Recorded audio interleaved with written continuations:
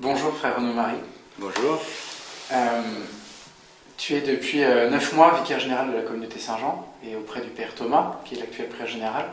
Il y a un prieur général, des vicaires. D'abord peut-être, qu'est-ce que c'est qu'un vicaire général? Et puis peut-être comment le devient-on? Tu n'es pas arrivé là peut-être par hasard.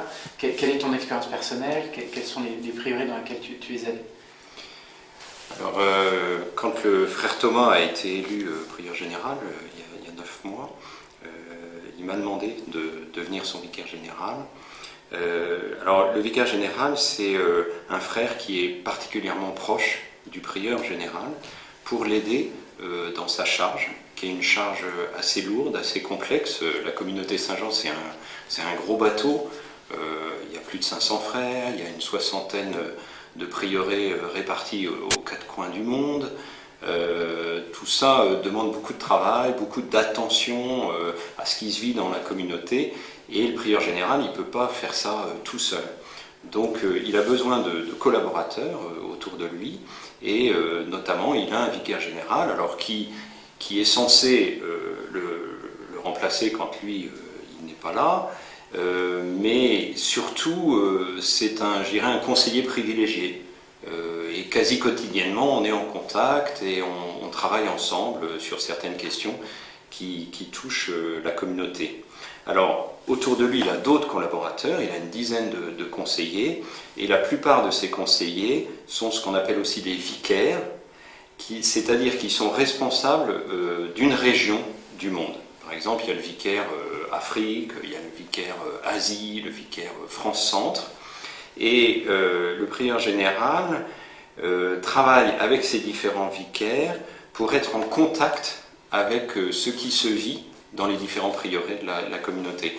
Les vicaires du prieur général sont comme une courroie de transmission entre les prieurés et le prieur général, pour que d'une part, ce qui se vit dans les prieurés soit bien relayé auprès du prieur général, et pour que les décisions du prieur général soient bien redescendues, soient bien expliquées, soient bien transmises par le vicaire.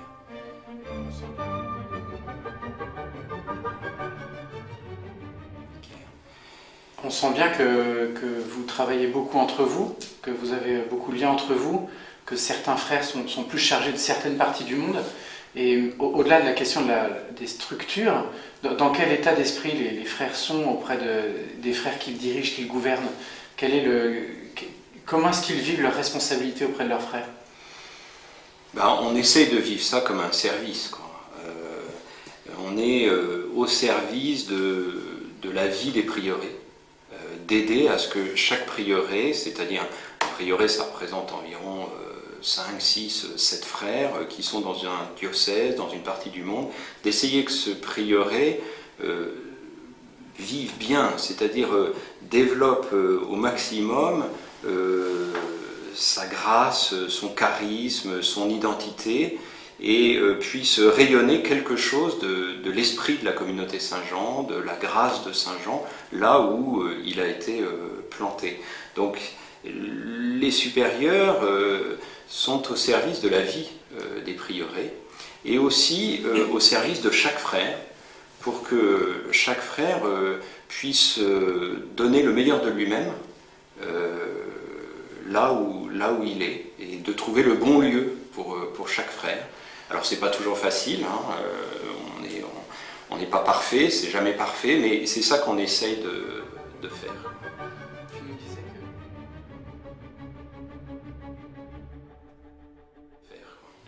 Tu nous disais que les frères du gouvernement prenaient en compte justement la vie de chacun des frères, des prieurés. Cela montre bien justement que finalement, du côté du gouvernement, tout ne vient pas d'en haut. Les décisions sont prises du coup dans une certaine coopération avec les frères, dans un dialogue avec eux, et dans une réelle prise en compte de ce qu'ils vivent dans leur situation particulière.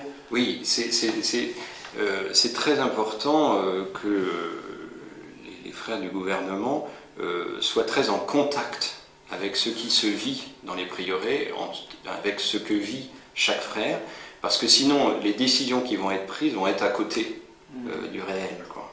Et je ne peux pas connaître le réel d'un prieuré, je ne peux pas connaître le réel d'un frère si je ne prends pas le temps de l'écouter, si je ne suis pas en dialogue avec lui, si je ne crée pas les conditions pour qu'il puisse librement me parler de lui, de ce qu'il vit, de ses difficultés. Et c'est que dans ce climat, je dirais, amical, fraternel, que les frères responsables du gouvernement vont pouvoir le mieux possible exercer leur service.